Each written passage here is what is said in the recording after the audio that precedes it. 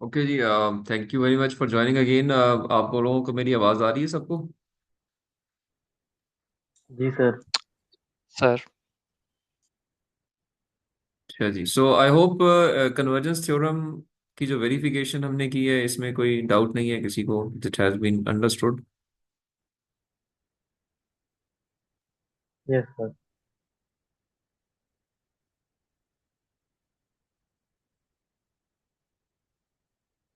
किसी का कोई सवाल है तो वो पूछ सकता है। अभी भी कोई डाउट है, कोई चीज़ ऐसी जो क्लैरिटी मांग रही हो, यू कैन आस्क। अगर आपने हाथ से इसको मैनुअली सॉल्व किया है, साथ साथ करते गए, तो I think things would be much easier to understand. अगर आपने सिर्फ सुना है तो शायद लिंक करने में थोड़ा सा इशू आता है, बट अगर लिख भी रहे हैं तो फिर मेरे ख्याल में नहीं कोई प्रॉब्लम होगी। It's quite comfortable to understand if you can link what is happening in the next step. So I hope आप जो है वो साथ साथ नोट भी कर रहे सर हैं। तो इस तरह तो ये कौशी श्वार्ट्ज के हम ये जो हमने केएमएक्स निकाला है, इससे तो फिर हम चेक कर सकते हैं ना कि हमारे कितने इक्वेशंस लगेंगी, मैक्सिमम कितनी इक्वेशंस लगेंगी हमारा मॉडल है कन्वर्ट होने से पहले। कॉशी तो शॉर्ट्स सर हम इनइक्वालिटी फिर जो है वो एक इंटरम स्टेप है to convert a set of data into another set of data. उसको हम यूज करते हैं to hmm. To simplify any equation. It can not directly be use to compute any value. It is just for a simplification purpose कि आप एक square को तोड़ते हैं दो स्क्वायर्स में, तो आप फिर इक्वल साइन को लेस देन इक्वल साइन में कन्वर्ट कर देते हैं based on the experimental work. You can check it yourself as well कि आप कोई ऐसा डाटा डिफाइन कर लो और स्क्वायर कर लो उसको, और अलग अलग स्क्वायर करके मल्टीप्लाई करो, तो आपको नजर आएगा कि जी जो अलग अलग स्क्वायर वाला डाटा है that would be greater than what you are doing on the right hand side. तो इस based on that experimental analysis, experimental verification, this inequality has been defined, जो कि हमने यहाँ यूज किया है to simplify this left hand side expression. जी सर। इस एक्सप्रेशन को स्क्वायर करके, चूंकि मैंने इसको ब्रेक करना था, ये वेक्टर्स फॉर्म में थे, इसलिए इस फॉर्म में कन्वर्ट करने के लिए कॉची शॉर्ट को यूज किया है। और उसके लिए एक क्योंकि इनइक्वालिटी साइन आना था तो वो इनकॉर्पोरेट कर लिया है। अल्टीमेटली अगले स्टेप पे आके we can simply send the left hand side term और to the right hand side to get a singular value. So ये इस जगह पे हमें एक सिंगुलर वैल्यू दे रही है, सोल्यूशन दे रहा है। इसलिए हमने जाके आखिर में इनको दोनों को इक्वेट कर लिया है। अगर ये वेक्टर्स देखें, वेक्टर्स सॉल्यूशंस में या मैट्रिक्स सॉल्यूशंस में और स्केलर सॉल्यूशंस में फर्क होता है, जो कि हम क्लासेस में करते हुए आते हैं, और उनमें आप equate simply as it is equate नहीं कर सकते। उसमें आपको थोड़ी सी कंसिडरेशंस देनी पड़ती हैं, तो वो पहलू मद्देनजर रखते हुए ये वैल्यू सॉल्व की गई है। और के चूंकि एक स्केलर वैल्यू होगी ना, इसलिए सारे स्केलर्स में कन्वर्ट किए गए हैं। All the vectors have been converted to scalar values, and ultimately a scalar value has been achieved here। इसकी कोई नंबर होगा, 2 3 4 10 15 20, जिस तरह आपने सॉल्व किया तो आपको कुछ नंबर ऑफ एपॉक्स के बाद आपका जो सोल्यूशन था वो आ गया। किसी का 10 के बाद आया, किसी का 12 के बाद आया, तो वो जो के मैक्स थी वो वैल्यू थी, एक सिंगुलर वैल्यू थी। तो इसलिए यहाँ पे आपको नॉर्म्स नजर आ रहे हैं। ये वेक्टर्स हैं, वेक्टर्स के नॉर्म्स निकाले गए हैं, तो नॉर्म्स एक सिंगुलर वैल्यू होगी। जी सर। सही। सर मैं ये कह रहा था कि अगर के मैक्स हमें पता चल गया, ये क्वेश्चन हमारी निकल रही है हमारी लर्निंग के जो एल्गोरिथम के लिए, तो हम वेट, अगर हमने वेट डाला, हमने जो डिसाइड किया था वेट का, हमने वैल्यू डाली और हमें पता चल गया कि हमारा जो मॉडल है वो लेट से 100 इपॉक्स के बाद कन्वर्ज होगा। तो हम जब हमने फाइंड कर लिया तो हम उससे पहले कि हम इपॉक्स अपनी रन करें, हम पहले ही वेट को चेंज करके तो के मैक्स, वो जो मिनिमम के मैक्स है वो फाइंड कर ले, लाइक 50 के ऊपर या 20 के ऊपर। तो लाइक वो हम हो सकता है इस तरह देखो ना, वो ये यूज। इसलिए नहीं हो सकता क्योंकि इटरेटिवली वेट अपडेट हो रहे हैं ना। देखो ये जो वेट है ये तो हर इटरेशन में नया डिफाइन हो रहा है ना। तो आपको तो इनिशियली पता ही नहीं है कि मेरा ये जो वेट निकला है ये क्या वेट, फाइनल वेट है या ये फाइनल वेट नहीं है। फाइनल वेट तो नहीं होता वो। ये इटरेटिवली सॉल्व करके आप यहाँ तक आए हैं। आप शुरू में यहाँ पे ये जो डब्ल्यू प्लग इन हुआ हुआ, ये डब्ल्यू तो वो वेट है जो कि प्रीवियस वेट था, यानी जो आखिरी फाइनल वेट हुआ है। ये इनिशियलाइज वाले वेट्स नहीं जी है। सर। इनिशियलाइज वाले वेट तो जीरो थे, आपको याद है, जीरो पे तो ये आंसर जीरो आ जाएगा, के मैक्स जीरो हो जी जाएगा। जी। तो ये इट मीन्स कि ये वो वाला वेट नहीं है। ये वेट है डब्ल्यू फाइनल से पिछले वाला, डब्ल्यू फाइनल -1 वाला वेट है। तो वो तो आपको पता ही नहीं चलता जब तक इटरेशंस ओके। करते ही नहीं है। तो ये देखो, ये जो मैथमेटिकल जो प्रूफ्स होते हैं ना, वो एनोलॉजी बेस्ड होते हैं। इसमें आप वैल्यूज तो बाद में रखना शुरू करेंगे ना, अभी तो आपने इसको एक सीक्वेंस में प्रूफ किया है कि ऐसा होगा। But you yes sir. Find out, आप पहले स्टेप में के मैक्स नहीं निकाल सकते यहाँ से।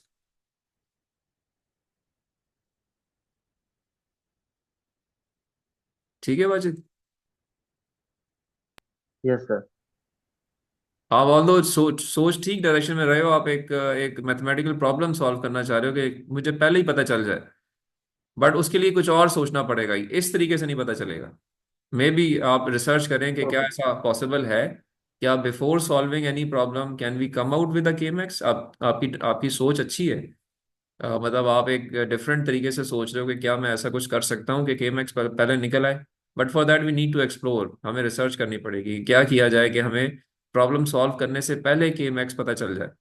इसके लिए अगेन कुछ एक्सपेरिमेंटल डाटा लेना पड़ेगा।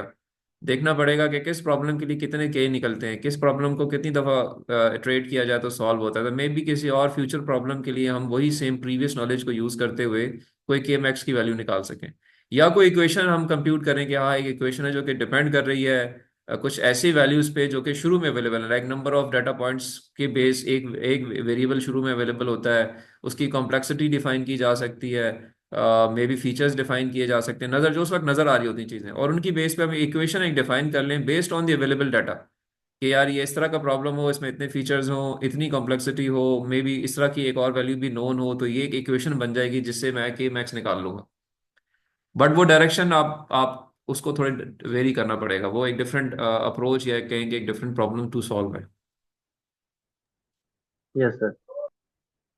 May be using machine learning शायद आप इसको सॉल्व कर सकते हो based on the available data and their iterative value available to you on a type of problem। क्योंकि शायद एग्जैक्ट इक्वेशन नहीं मिलेगी, but definitely there is some relationship and it can be further explored maybe, इससे कोई results आ जाए। सही है आके। तो जी सर, मैं खुद भी एक दफा एक्सप्लोर करूंगा कि हाँ, कुछ आप बड़ी इसमें मुश्किल इस पे बात जरा नहीं आ रही। एक्सप्लोर कीजिएगा थोड़ा और, अपनी अपनी थिंकिंग को अलाइन करो। तो आई होप मेरी बात भी आपको थोड़ी सी शायद आई होगी दिमाग में कि हाँ ये कुछ ऐसा किया जाए तो शायद जी सर। कुछ बन जाए। However, this is how we find out the solution for a convergence. So convergence is there for every algorithm. So यही सेम प्रॉब्लम यहाँ पे just for the sake of completion मैंने जो जिस फॉर्म में थी वो फॉर्म यहाँ शो की हुई है। और इधर अगर आप देखते हैं तो ये पहले मैंने हाथ से किया हुआ था, बट यहाँ पे उसी प्रॉब्लम को मैंने विद वेक्टर्स शो किया हुआ है। और ये इक्वेशन ए हम पहुंचे थे वो लिखी हुई है। और उसके बाद हमने इक्वेशन बी पे हम आए थे सॉल्व करते हुए, इक्वेशन बी आ गई थी और हमने दोनों को इक्वेट किया है। तो अल्टीमेटली हमारे पास के मैक्स की वैल्यू आ जाती है जो कि हमें कहती है कि जी algorithm will terminate successfully in at most this value which is beta times omega norm square by alpha square. ठीक है। Now with this we go on to the gradient descent training rule.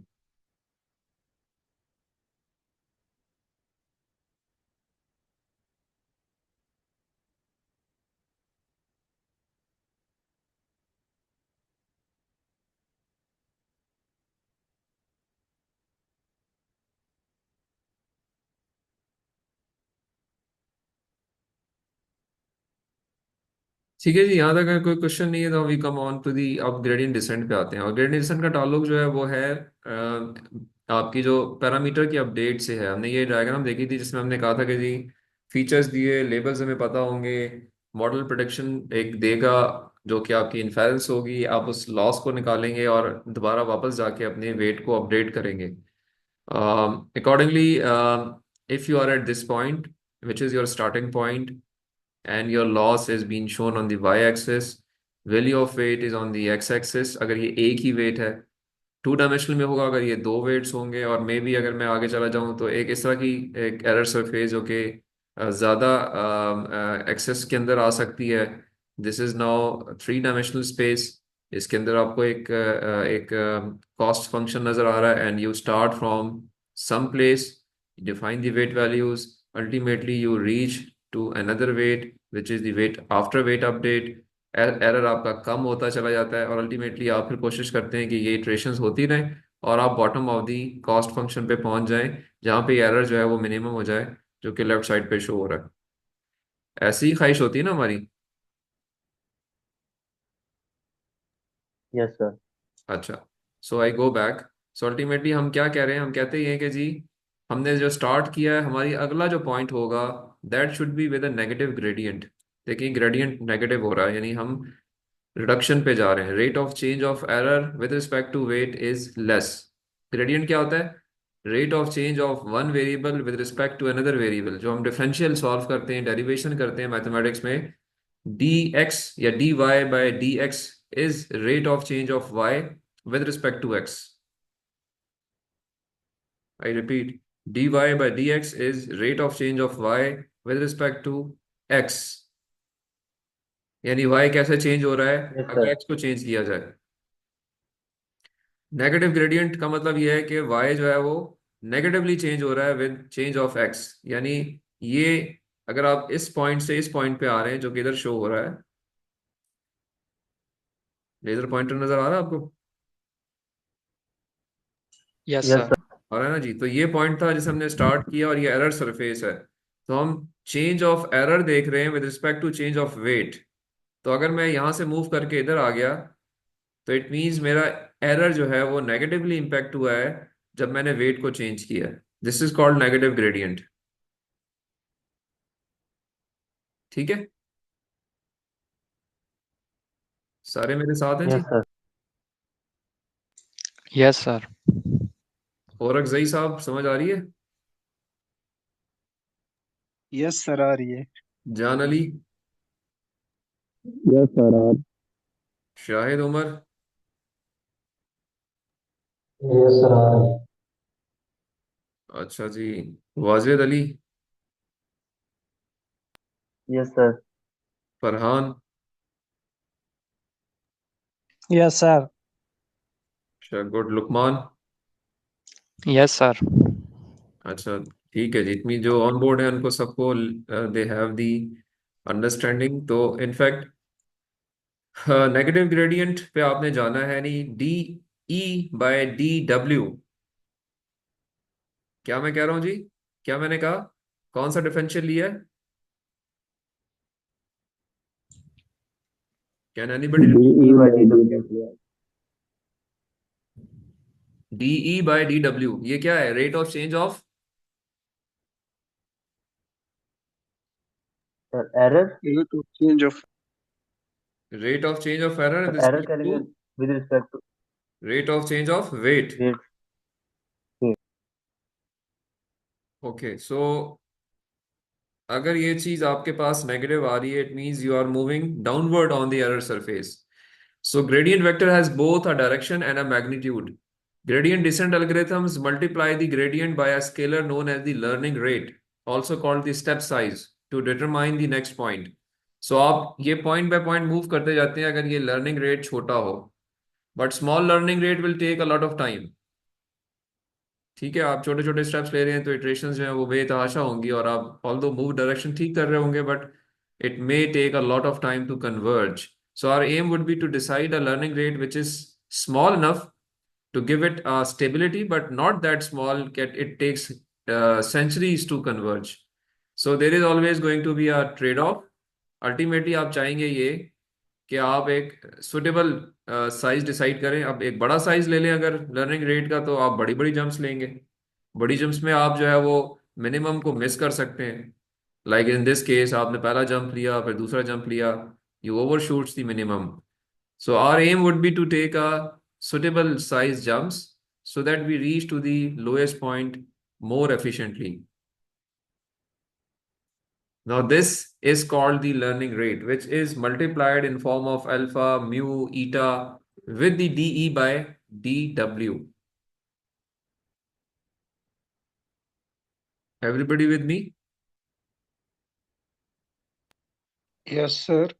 So in this a better description, आपके पास wait values हैं। मैं दोबारा इस पे आ जाता हूँ। आपने डाटा पॉइंट से सॉल्व करना शुरू किया and you reached to, you started from some point, आपने जंप किया कहीं और आए, वेट अपडेट किए। तो वेट अपडेट इक्वेशन कुछ ना कुछ होनी चाहिए जिसके तहत आपका ये नया वेट वेक्टर निकलेगा, और अल्टीमेटली आप एक जगह जाके कन्वर्ज करेंगे जो कि नंबर ऑफ के मैक्स इटरेशंस के बाद आएगा, और आप सिस्टम से आउट हो जाएंगे और आप सॉल्व कर चुके होंगे। So it involves three stages. You need to give the training patterns in the feed forward way, and then you calculate the error and propagate that error backward to adjust the weight. That is why this type of networks are called feed forward back propagation networks. Feed forward back propagation networks. So data moves in the forward direction through all the layers of a network to compute the final output. That final output is compared with the required output, and if they do not match, you propagate the error backward and compute the weights again. These are the stages of training for a feed forward back propagation neural network. So ultimately, ये जो diagram है, it's showing the similar thing. ये वही similar जो पहले मैंने आपको बताया, एरर सरफेस पे आप डाउनवर्ड मूव करेंगे। ग्लोबल कॉस्ट फंक्शन आपका ये जे मिन ई मिन, आप उसको किसी भी चीज से रिप्रेजेंट कर सकते हैं। It's a function of weight. So ultimately ये जो यहाँ इक्वेशन नजर आ रही है, इसमें ये ओल्ड वेट या ओल्ड बायस को कंपेयर किया गया या कंप्यूट किया गया विद द न्यू बायस। तो ये वैल्यू जो है वो न्यू बायस या न्यू वेट की है, which is equal to the old weight minus alpha times rate of change of error या gradient of error with respect to the weights or biases, and ultimately this is the update applied to the weights and you compute. So आप forward direction में move करेंगे इस network के अंदर। हर neuron पे value of Y calculate होगी। Ultimately final neuron से जो आउटपुट कंप्यूट होगी उसको कंपेयर करेंगे with the actual value, and the error would दो प्रोपेगेट सब दैट। में डाल के दे दो। Amna Khan, thank you very much for joining.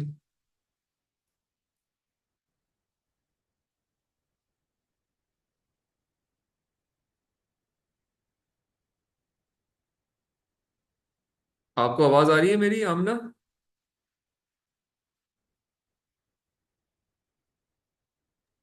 Yes sir. अच्छा, ठीक हो गया। आपने लेक्चर तो अटेंड नहीं किया, तो कुछ समझ आई है अभी तक की जो हम बात कर रहे हैं, क्या बात कर रहे हैं?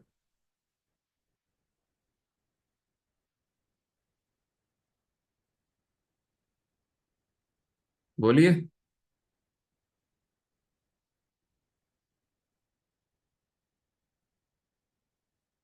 चलें सोच लें। सर साथ मैंने आप, लेक्चर अटेंड किया था, वो फिर बीच में ना कट हो गया, तो फिर दोबारा ज्वाइन किया। अच्छा चलें, अभी ऑन बोर्ड रही है ना, साथ साथ देखते जाए हम क्या कवर कर रहे हैं। साथ आप को आवाज आ रही है मेरी? जी सर, आ रही है आपकी अच्छा। आवाज़। अच्छा साथ, थोड़ी सी ना क्लास को मैं एक्सटेंड करूंगा। आई होप आप शायद ठीक हो लैब गया। के लिए आए होंगे, लेकिन ये कि मेरी आज ख्वाहिश है कि मैं चूंकि थर्सडे को हमारी बोर्ड ऑफ फैकल्टी की मीटिंग है, तो प्रोबेबली मैं वो क्लास नहीं ले पाऊंगा थर्सडे वाली। तो आज ठीक हम हो गया सर। दो क्लासेस का कंटेंट कवर कर लेंगे। तो आप जो है ना, वो आज की क्लास जो 3:30 से 5 है, वो लैब में यूटिलाइज कीजिए, और जो सेशन रह जाएगा वो थर्सडे को यूटिलाइज कीजिए। दोनों सेशंस आप 3:30 से 5 वाले ले लीजिएगा। सर एक्चुअली इशू ये है कि मेरी 2 to 5 जो है ना, एक और लैब भी है डीएलडी की। तो वो फिर ऑनलाइन कंडक्ट करना बहुत मुश्किल हो जाएगा, दोनों मतलब पैरेलल। आज आज भी लैब है आपकी? जी जी, 2 to 5 और डीएलडी की। थर्सडे को? जी सर, थर्सडे को भी होती है। सेक्शन है ना दो, एक ट्यूसडे को होता है सेक्शन अच्छा। ए, और बी जो है ना थर्सडे। अच्छा चले, नो इश्यूज। ये लैब वैसे भी देखें, इनको मैंने जो लैब आपको दी है उसमें ऑल सेल्फ एक्सप्लेनेटरी स्टेप्स हैं। They can do it at their homes and they can submit the results. We can जी count it as a sir. Lab. आपने सिर्फ इनको मॉनिटर करना है। मेरी लैब में ऐसा जितना लोड आप पे नहीं होता। आप डीएलडी की लैब में बिल्कुल सर, ऐसा करवाइए। ही है। तो इस लैब को आप, मैं आपसे शेयर कर चुका हूँ, हमको दीजिएगा, और आज भी इनको उसमें आप टाइम दें 3:30 से 5 का। They will do it themselves. कोई क्वेश्चन आंसर होगा तो मैं भी अवेलेबल हूँ, आप भी अवेलेबल हैं, और कल भी होगा। Okay sir. बिटवीन हम वी कैन रिस्पॉन्ड। आप सेशन बना दीजिएगा, तो लेट देम डू। एंड कोई ओके क्वेश्चन सर। होगे तो we can respond to that. Done है सर। ठीक है, तो दैट्स ऑल। ठीक हो गया जी, चलो let's move back to the lecture now. So मेरी आवाज ही सबको आ रही है? Yes Yes, sir. sir. पर आ रही है। Yes, sir. अच्छा जी, एक minute, give me a minute, एक कॉल भी मुझे आ रही है तो मैं जरा उसको भी थोड़ा सा सुन लो। थैंक यू, एक मिनट।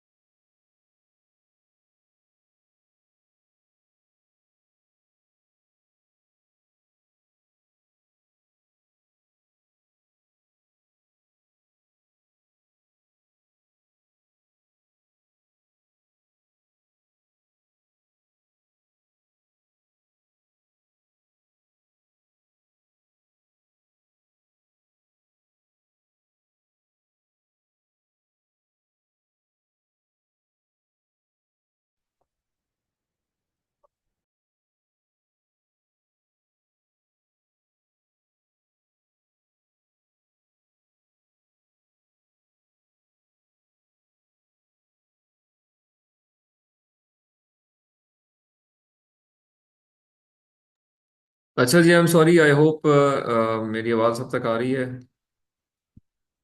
कोई किसी किस्म की इशू प्रॉब्लम है तो बताइए, एंड हम आगे चलते हैं।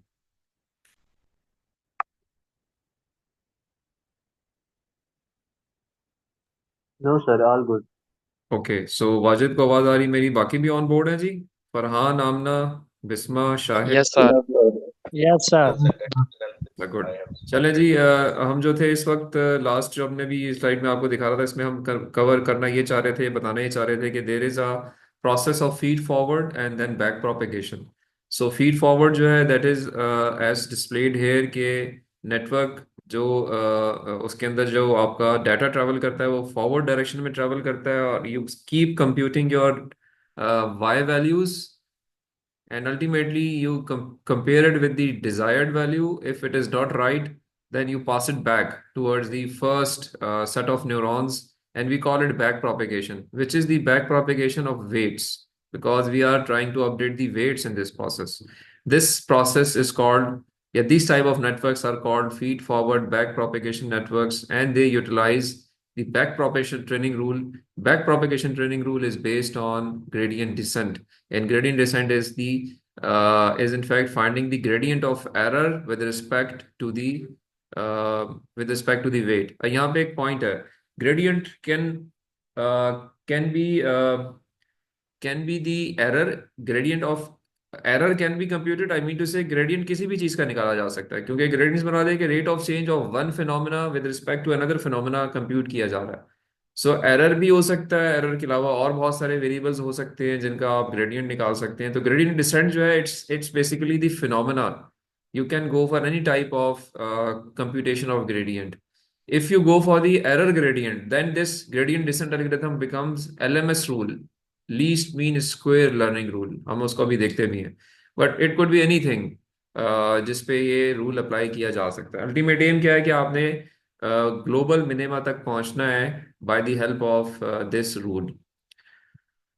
सो जब हम ग्रेडियंट निकालते हैं, no we have a couple of descriptions या वेरिएशंस ऑफ ग्रेडियंट डिसेंट। अगर मैं सिर्फ अभी फिलहाल एरर को ही कंसिडर करूं कि एरर को लेके चलें हम, तो we start from an arbitrary point in the weight space.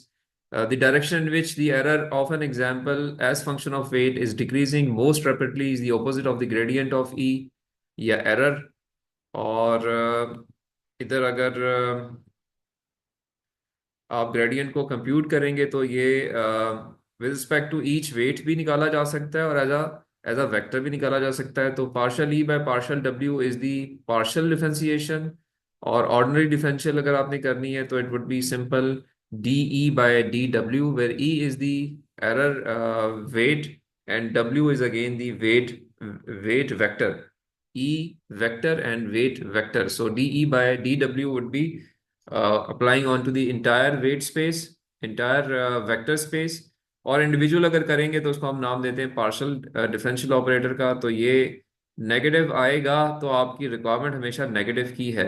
So you take a small step as per the eta value, so your new weight would be the old weight minus times eta gradient of EW। सो जो ये minus sign है ये इसलिए रखा गया है क्योंकि gradient itself negative आ जाएगा तो ये इसको पॉजिटिव कर देगा। वो आगे हम देखते भी हैं। So this is the equation which we reach with the help of gradient descent of error. और अगर हम इससे आगे लेके चलें तो aim is to minimize the operational error of the network.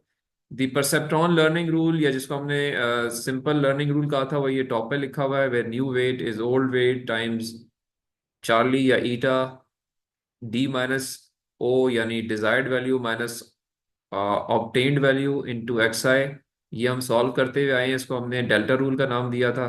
Back propagation algorithm जो होता है वो बेस्ड करता है on the LMS value which is the squared sum of squared errors. ये सम ऑफ स्क्वेयर्ड एरर्स हैं, और new weight would be the old weight times या माइनस करके ईटा यानी learning rate into differential operator which is D E by D W into X I. तो ये individual wait की equation है। इसको अगर आप इंटायर वेट स्पेस पे अप्लाई करें तो ये पार्शियल डिफरेंशियल ऑपरेटर से चेंज करके रेगुलर ऑपरेटर बन जाएगा। But this is the equation update for the gradient descent. And if you solve it further, आगे लेके चलें इसको अगर हम, तो चूंकि ई स्क्वायर था आप जब डिफरेंशियल ऑपरेटर अप्लाई करते हैं तो E was nothing but the E square. You see this is E is in fact the square of the values. यहाँ पे जो वैल्यूज आ रही हैं वो स्क्वेयर्स आ रही हैं, और चूंकि ये सारा वेट स्पेस है, एक सिंगल वैल्यू लेंगे तो वो सिंगल वैल्यू का स्क्वायर होगा। यानी उस वक्त की डिजायर्ड वैल्यू, उस वक्त की ऑब्टेन्ड वैल्यू का स्क्वायर यहाँ पे आ जाएगा। यानी स्मॉल ई से हम रिप्रेजेंट कर सकते हैं। तो जब उस पर ऑपरेटर अप्लाई होगा तो डिफरेंशियल फंक्शन जो होता है वो ये होता है, क्योंकि आप विद रिस्पेक्ट टू वेट निकाल रहे हैं और ई के अंदर वो वेट वेक्टर अवेलेबल है, तो ई स्क्वेयर वुड बिकम 1/2। अगर मैं यहाँ पे रख लूँ तो वो 2 से 2 कैंसिल हो जाएगा और ई बच जाएगा और ऑपरेटर अंदर चला जाएगा। तो it would be partial E by partial W. और ultimately error in fact is equal to desired value minus obtained value, which is in fact वहां पे आपके पास summation omega I X I आ रहा है, यानी ओमेगा टी एक्स टी की वैल्यू आ रही है। तो वो जब सब्ट्रैक्ट होके आप जब उस पर ऑपरेटर अप्लाई करेंगे तो एक्स बच जाएगा। अच्छा, ये चीज समझ आई कि नहीं आई है, थोड़ा सा इसको समझने की जरूरत है। मैं इसको आपको अगर नहीं समझ आई है तो मैं यहाँ से समझाने की कोशिश करता हूँ इस स्लाइड से, क्योंकि ये इसी की एक्सप्लेनेशन है। क्या ये चीज कुछ दिमाग में आई है? जो ये इक्वेशंस यहाँ लिखी हुई हैं, जो पार्शियल ऑपरेटर अप्लाई हुआ है एरर के ऊपर, यहाँ पे जो अल्टीमेटली ये एक्सप्रेशन आई है ई टाइम्स माइनस एक्स ट्रांसपोज, ये जो सुन रहे हैं मेरी बात उनको इसकी समझ आई है?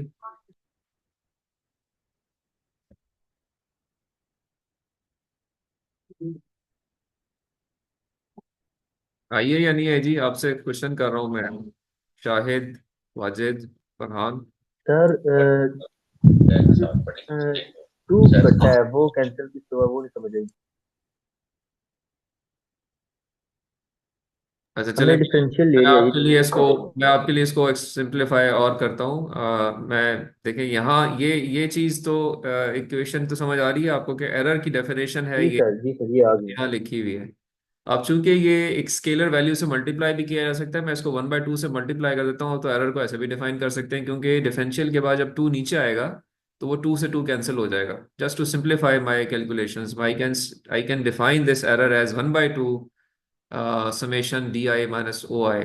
और ये जो एरर है ये इंडिविजुअल एग्जाम्पल्स पे अप्लाई हो रहा है, इसलिए एक एरर पहली एग्जाम्पल सेट का प्लस दूसरे एग्जाम्पल सेट का, ये जो आई 1 to m जा रहा है ये एग्जाम्पल्स हैं, 1 to m एग्जाम्पल्स हैं, तो m एरर्स हैं, उन सब का स्क्वायर करके ऐड हो रहा है। ये चीज़ तो समझ आ रही है ना? जी sir.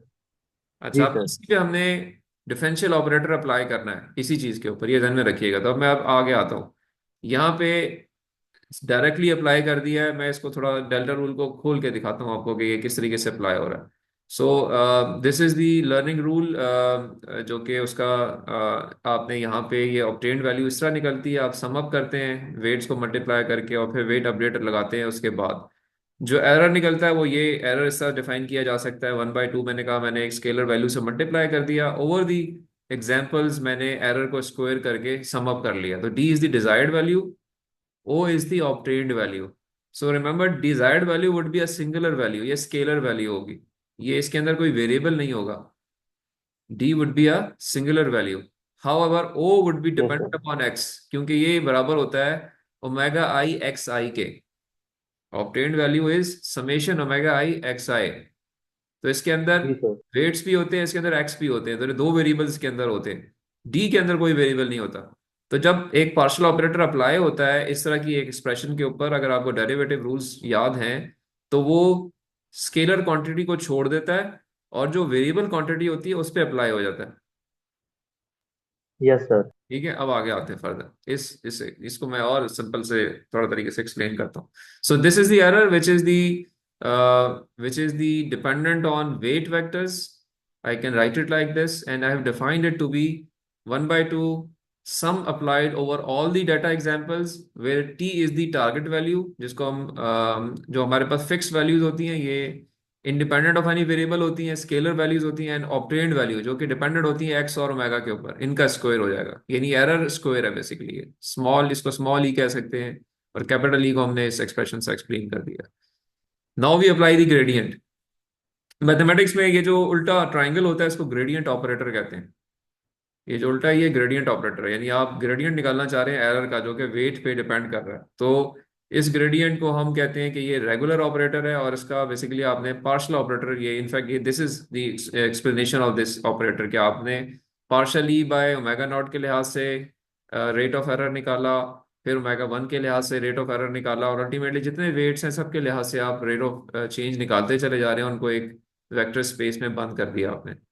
So I can say कि my change of weight would be eta times rate of change of error with respect to W. ये वही एक्सप्रेशन मैंने यहाँ पे लिखी है जो पहले सॉल्व करते हुए आए हैं. इसको अगर आप एक दफा नजर डालें तो ये is nothing but this thing written on the right hand side. ये चेंज है जो कि पुराने वेट के अंदर डाला जा रहा है, ऐड किया जा रहा है. लेकिन ये आया कैसे, उसकी कैलकुलेशंस यहाँ पे थोड़ी सी एक्सप्लेन करने की कोशिश की है.